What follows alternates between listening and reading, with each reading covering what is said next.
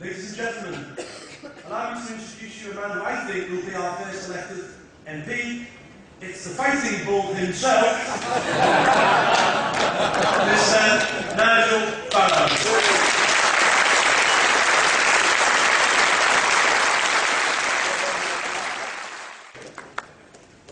Mr. Chairman, ladies and gentlemen, good morning everybody. Good morning. This is the first national conference that I've spoken at since I stepped down as the leader of the party. And I have to say, a tremendous burden, a tremendous weight of responsibility is off my shoulders, and I'm now back to doing full-time politics, travelling the length and breadth of the country, speaking at public meetings, getting involved with the media, getting involved with the issues, and making as big a nuisance of myself in the European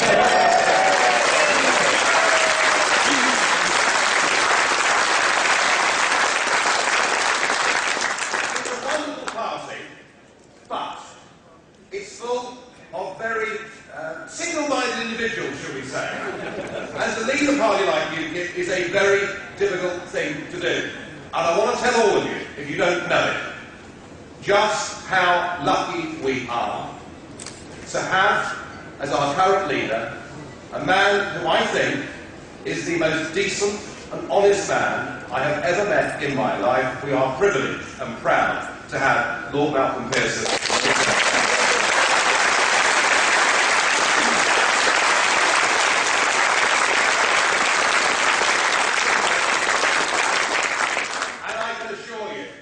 That he has the backing of the MEPs, that he has the backing of the NEC, that he has the backing of the 500 plus candidates from UKIP that will go into this general election. Malcolm, we are right behind you, and we're expecting great things on May the 6th this year.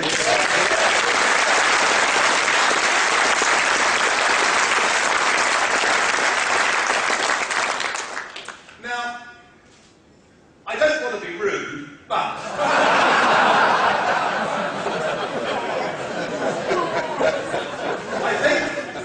I think we are about to enter the most boring, pointless, futile general election that has ever been held in the history of this country. How anybody is going to be able to bear listening to all three of those leadership debates, I simply don't know. Increasingly, with our career politicians and our leaders, they look the same, they sound the same, and on the issues of major substance, you simply cannot put a cigarette paper between them.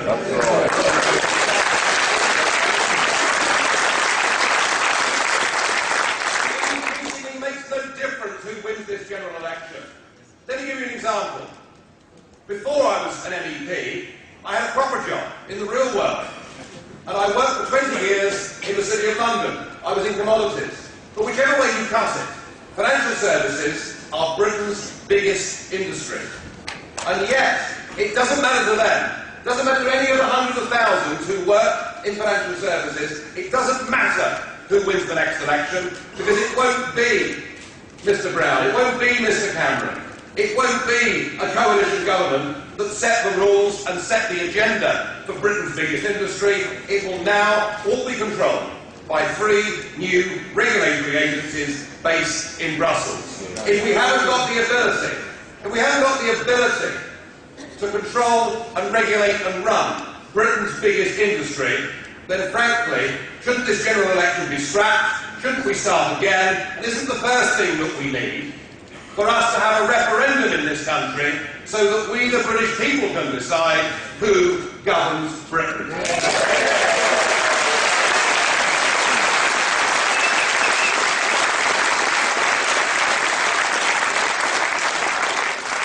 And I wouldn't trust any of them.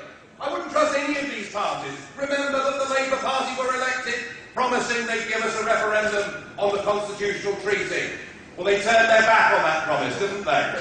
Yes. And the Liberal Democrats, they went to Westminster in 2005, promising us they would support a referendum on the treaty, and they turned their backs on us. But of course there was hope, wasn't there? There was hope. The friendly game show host that leads the Conservative Party told us that he'd give us a cast iron guarantee that the next Conservative government would give the British people a referendum. Well, that cast iron guarantee has gone a little rusty, hasn't it? I would not trust Cameron, Clegg or Brown. I wouldn't trust them on the European question, and if they've made specific promises like that they've been prepared to break, frankly, ladies and gentlemen, I wouldn't trust them with anything.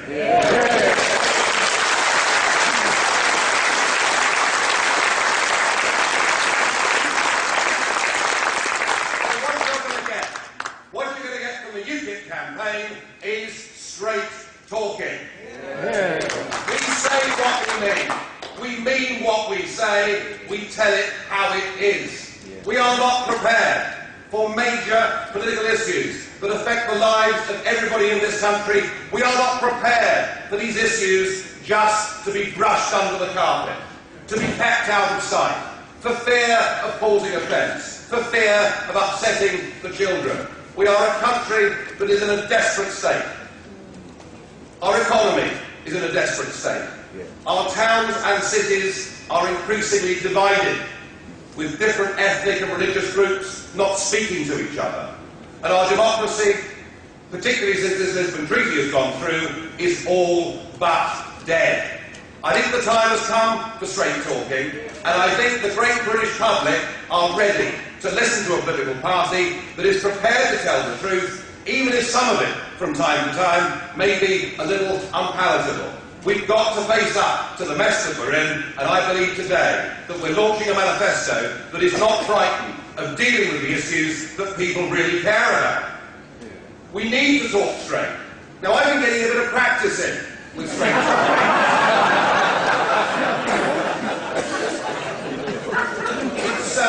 It's been going on for some time.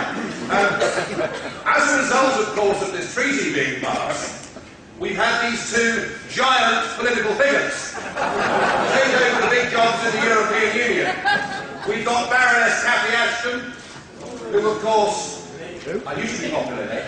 Baroness Ashton, who is now the Foreign Minister and in charge of security for the European Union, and, of course, the President of Europe, Herman Van Rompuy, that household name from Belgium.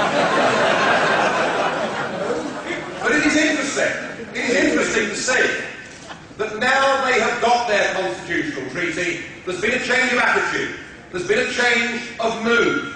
I said in November that I felt that two political pygmies had been appointed to the top jobs in Europe. And for that, I was called to the headmaster's study at 5 o'clock. I arrived, I have to say, feeling pretty contemptuous of the whole thing, and I was told the President would be 5 minutes late. Would I take a seat, and would I like a drink?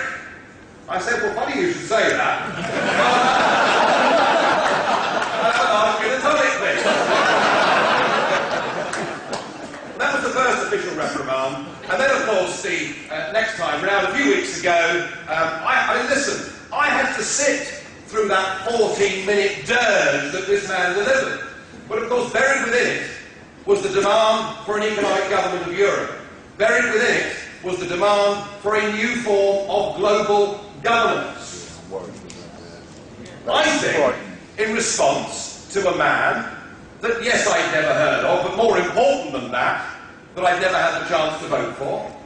I think in the face of a man who cannot be democratically removed, I think in the face of the fact that the taxpayer now pays this bloke more than Obama gets paid for running the United States of America, and I think in the face of the fact that this man wants to take away from us what is left of our independence and democracy, I think my remarks were quite moderate and helpful in that.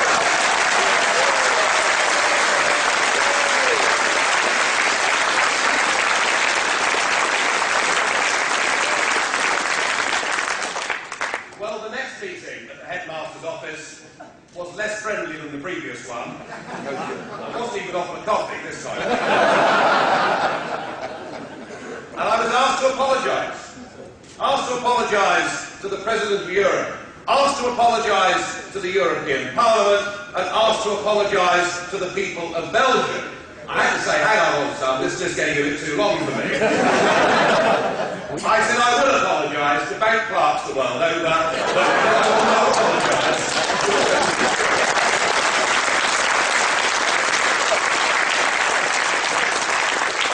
Well, whether you agree with my comments or not, and I know some people felt that I perhaps been a little sharp in my tone, but whether you agree with it or not, the fact that, as somebody representing a political party that came second in the United Kingdom in the European elections last year, that representative has been fined 10 days' pay just for speaking his mind in what is supposed to be a parliament, I think tells you all you need to know about democracy in the modern day European Union.